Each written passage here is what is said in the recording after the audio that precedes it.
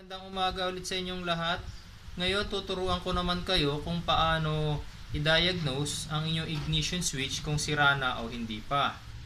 So, sa ignition switch pala, dito dumadaan ang kuryente mula sa inyong baterya papunta ngayon sa accessories ng inyong sasakyan, sa ilaw, sa busina, sa sound system, maging sa starter at sa ignition coil. So kapag may problema ang ignition switch nyo, makakaramdam kayo ng, of course, problema sa mga ilaw ninyo. Posibleng hindi nyo mapailaw, hindi kayo makabusina, wala kayong sound system, or yung sasakyan nyo ayaw mag-start, or yung kapag sinusian nyo yung ignition switch, pag nag-start kayo, wala kayong naririnig na response sa starter nyo. So posible na nasa ignition switch ang sira niyo. So ang ignition switch naman hindi yan madaling masira. Kadalasan yan, ang pinakamatinding kalaban ng ignition switch, dumi. Dumi at yung copper sa loob niya napupudpod, nagkakaroon din niya ng corrosion, o kaya naman ay sa iba't ibang klase ng dumi, iba-ibang debris.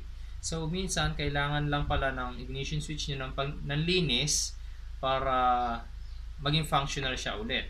So ipapakita ko sa inyo kung paano buksan ang isang ignition switch para malinisan nyo na rin yung loob niya at matanggal nyo lahat ng posibleng maging dahilan para magkaroon ng loose contact. So okay.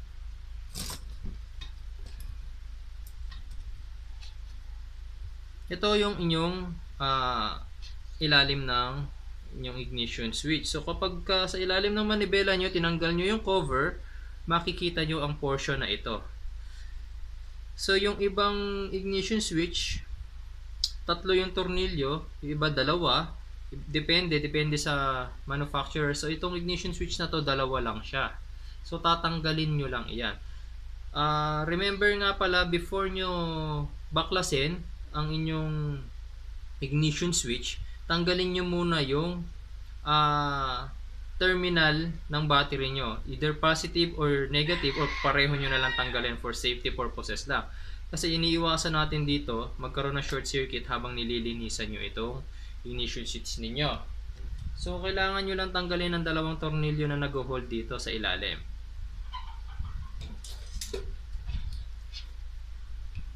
Ayan.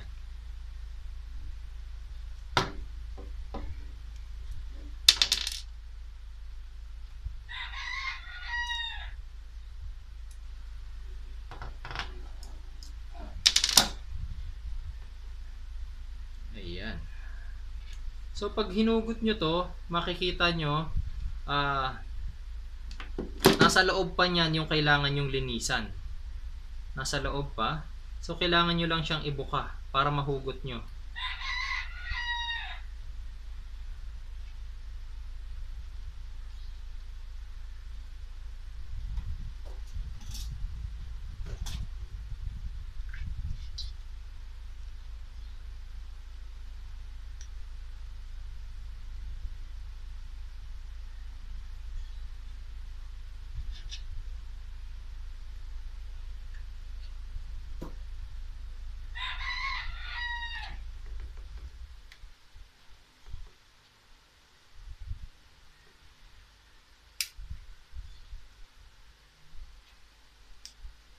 Okay.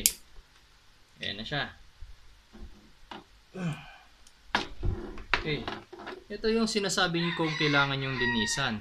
Itong mga bakal na to. Kasi eventually katagalan, lalo na pag luma na yung ignition switch nyo, napupuno ng dumi. Yung mga bakal na yan, yung mga contacts na yan.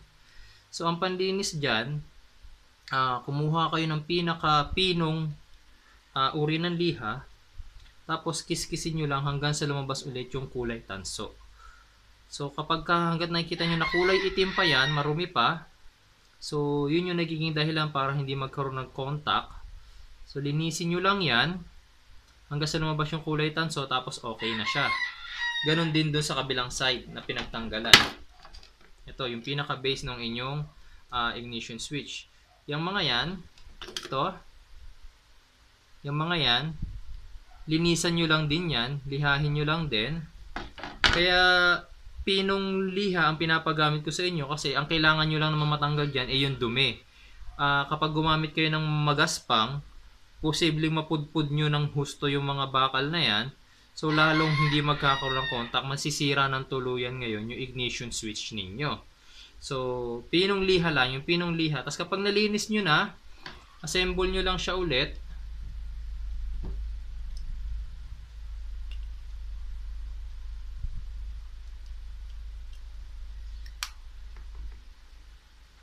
Ayan. Tapos kabit nyo lang ulit siya doon sa pinaka body nya. Okay. Tapos ilagay nyo ulit yung screws.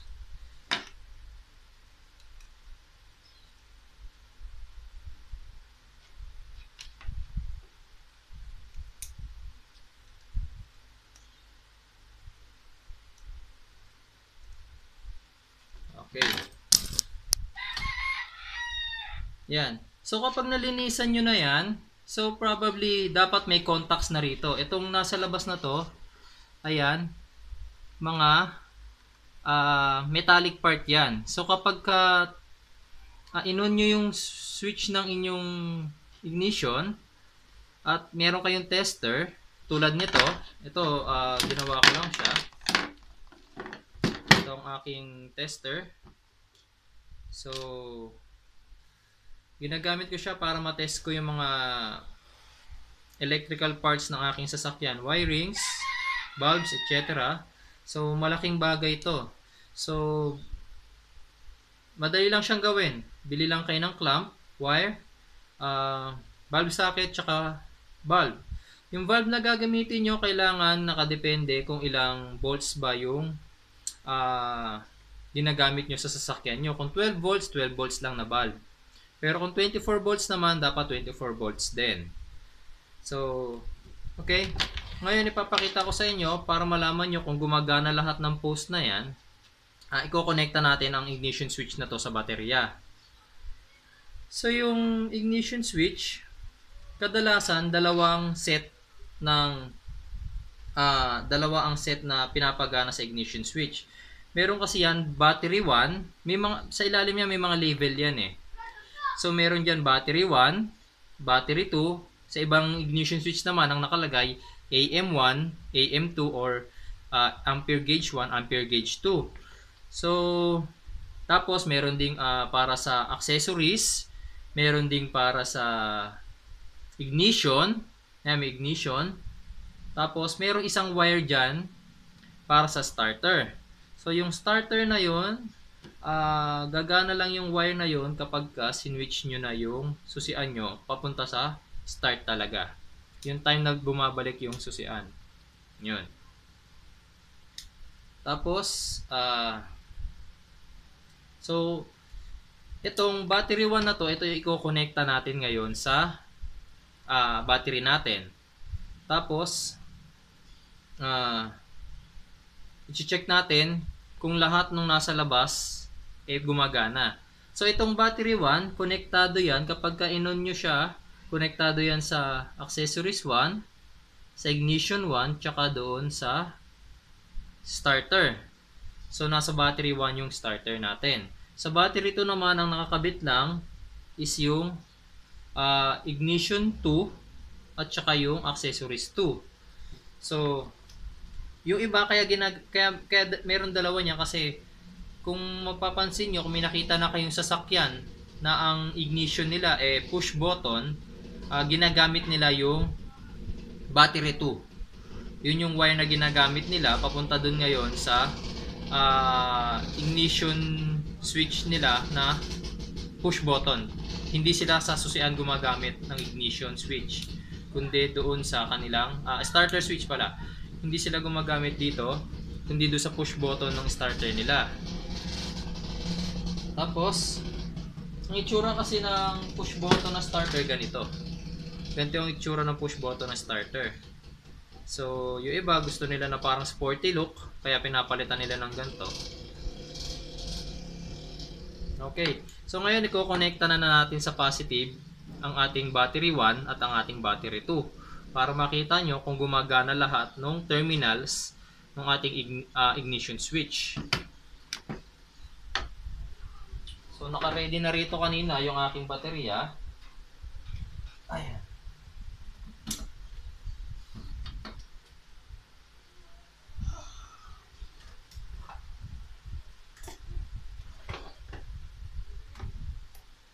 Ito ngayon, konektado na tong mga cables ko sa battery. So, kailanganin lang natin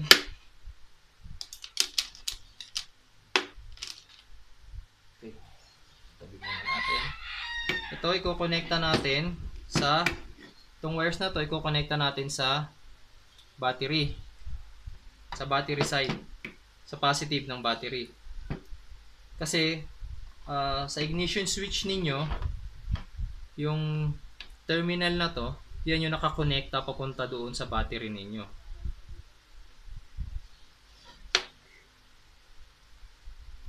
Tapos gagamitin natin ngayon itong tester natin. Yung tester, kailangan nakakabit siya yung isa sa negative. Ito yung negative natin. Ayan. Ito yung negative ng ating baterya. Okay.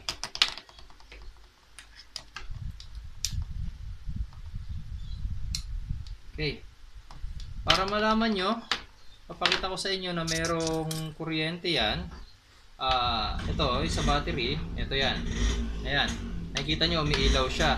So, yan yung wire papunta doon sa battery ninyo. Ito sa ignition switch nyo, yan yung sa battery. Tapos, itong mga wires na iba, tulad na sabi ko kanina, yung iba dyan papunta sa ignition. Yung iba, accessories, yung isa sa starter. So, nag-iisa lang yung wire dyan para sa starter. So, kapag tinest natin itong mga to, yung ibang terminals, wala pa yung kuryente. Ayan, wala pang kuryente. So, hindi pa umiilaw yung ating tester. Lahat yan wala pang kuryente kasi naka-off pa yung ating ignition switch. So, kapag in-on ko yan, ayan, magkakaroon na tayo ng kuryente ngayon dun sa ating accessories at doon sa ating ignition. So, ang ignition, ito ang ignition 2 natin. Ayan. So, may kuryente na siya. Ang ating accessories number 2, ayan, meron din siya. Ang ating ignition 2, ignition 1, ayan, meron na rin siya. At yung ating accessories number 1, ayan. So, yung starter natin, itong wire na to, sa starter siya. So, kapag idinikit natin yung tester, wala pa rin siyang kuryente. Kasi nga, hindi pa natin sinuswitch yung ating ignition switch to start. So, papakita ko sa inyo na gumagana ang starter na yan. Ang starting switch na yan. Kukonekta ko lang yan. So, kapag sinwitch ko to, iilaw yan. So, kapag umilaw yan, ibig sabihin gumagana itong aking ignition switch na papunta doon sa aking starter. Okay? Ayan. So, nung pinihit ko siya, umilaw na siya. Ayan. Umilaw na siya. So, gano'n naman, ibig sabihin, lahat ng terminals nitong aking ignition switch ay gumagana. Tapos, isa pang characteristic ng ignition switch ninyo, kapag sinusian ninyo ang ignition switch, pag sinusian nyo yan, lahat ng accessories ninyo, lahat ng wires ninyo na papunta sa accessories, mawawala ng kuryente. Kasi kailangan, ang kuryente ng baterya nyo, pag mag-i-start kayo ng sasakyan, kailangan kumpleto, buong buo. So, dapat walang accessories na nakabukas. So, sa ignition switch pa lang, dinidisable na nila yon. So, kapag in-on natin yan, ayan. So, dapat lahat yan mawawala ng kuryente. Ang matitira lang na may kuryente dyan ay yung para sa ignition. Yun naman yung wire, yung ignition, nakakonekta naman yon papunta doon sa ignition coil ninyo. So, syempre, kapag nag-start kayo ng sasakyan, kailangan may kuryente rin yung ignition coil ninyo. Okay? Para ipakita naman sa inyo na kapag yung sinabi ko kanina na kapag in-start, dapat mawawala ng kuryente itong mga to. So, ipapakita ko rin siya sa inyo ngayon. So, ang kakailanganin ko,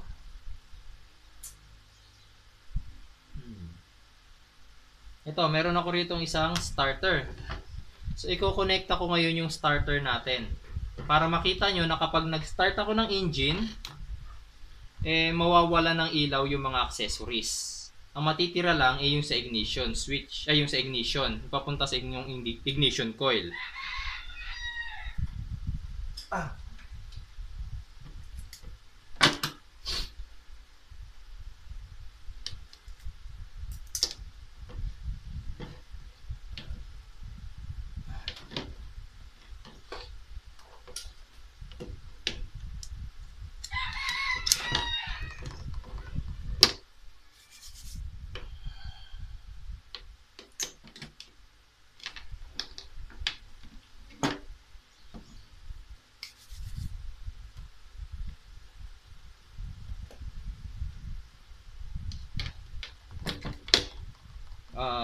Kakabit ko lang muna yung mga connections ng starter para pag pakita ko sa inyo mamaya, makita nyo na gumagana ng maayos yung ignition switch ninyo.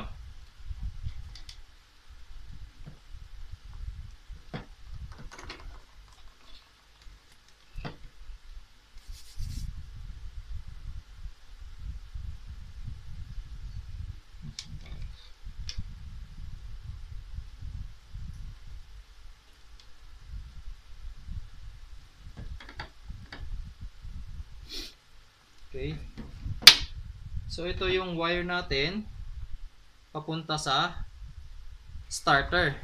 So iko-connecta natin ngayon yung wire na to papunta ngayon doon sa solenoid starter natin.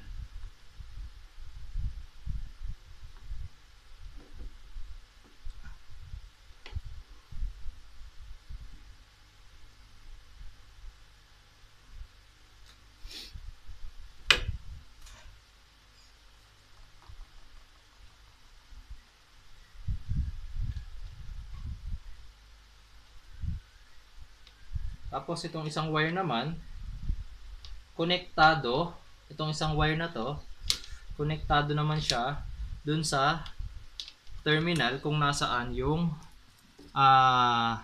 battery natin, yung positive terminal ng ating battery sa solenoid din. So i-connect na natin siya dito sa ating sa ating ignition switch sa terminal na battery 1 and battery 2.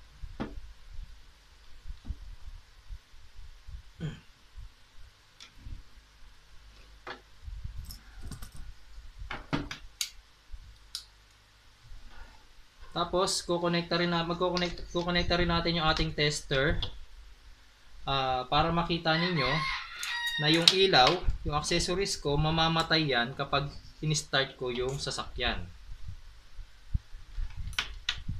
Negative.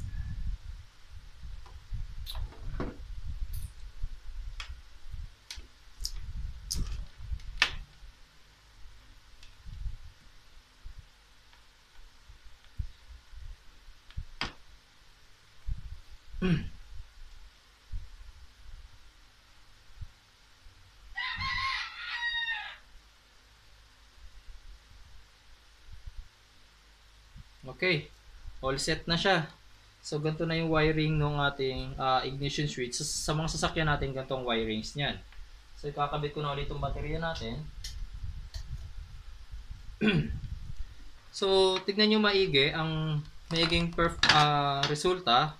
Pag inon ko to, pag inon ko yung ating switch hanggang accessories, iilaw ito. Iilaw yung ating tester.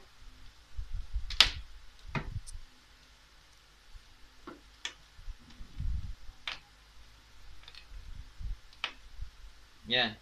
So iilaw yan dapat kapag inon ko hanggang accessories. Ayan. So nakita nyo umilaw na siya. So kapag pinihit ko pa itong susian ko hanggang sa start, so mamamatay yan, aandar yung ating starter. Papakita ko sa inyo. Ito. Ayan. Nakita nyo namatay siya, gumana yung starter ko. Ganyan dapat yung connections ng wiring ng sasakyan nyo. Ngayon, kapag sinubukan nyo, before nyo i-start yung sasakyan, i-on nyo muna yung, for example, yung mga ilaw ninyo. Then start nyo. Pag hindi namatay ang ilaw ninyo, ang ibig sabihin mali yung wirings ng accessories ninyo. Kasi dapat ang kuryente nyo kapag nag-i-start, walang ibang gumagamit ng kuryente nyo kundi yung starter at yung ignition coil. So yun lang ang dapat na nakabukas. So isa pa, ito yung wire ng accessories.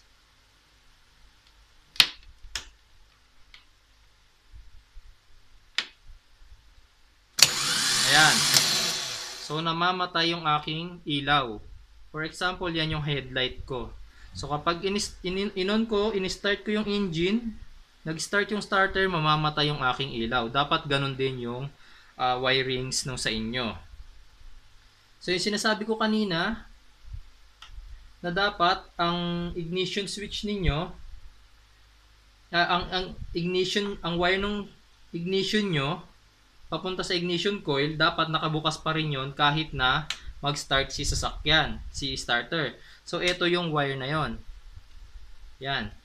May label naman yung likod ng inyong ignition switch, so hindi kayo magkakamali. May nakasulat dyan. So, ito yung ignition. Ayan, nakailaw siya. So, ipapakita ko sa inyo na kahit na i-start ko to, mag-start yung starter, hindi mamamatay to. Kasi itong wire na to papunta yan sa ignition switch, sa ignition coil ninyo. Okay? Start ko siya. Ayan. Nakita nyo. Nakailaw pa rin siya. Although humina yung kuryente kasi syempre malakas kumuha ng kuryente ang starter, pero nanatili pa rin na may kuryente yung aking ignition. Ayan. So hindi siya nawawalan ng kuryente. Kasi nga kung gumana man yung starter nyo, wala namang kuryente sa ignition coil, hindi rin magi-start yung sasakyan nyo. So parehong gumagana yan during startup, yung ignition na wire at saka yung starter. Okay?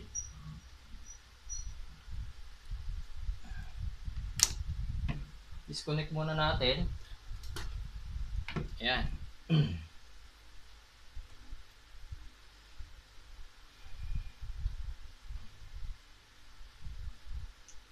So kapag na-check nyo na yung starter nyo na lahat ng terminals naman ay gumagana, at yung kapag pag-start ninyo ay gumagana rin naman yung starter, yung wire papuntang starter, gumagana rin yung wire papuntang ignition, at yung mga accessories nyo ay namamatay pagka nag-on kayo ng starter, nasa good condition pa, sign nyo na nasa good condition pa ang inyong ignition switch.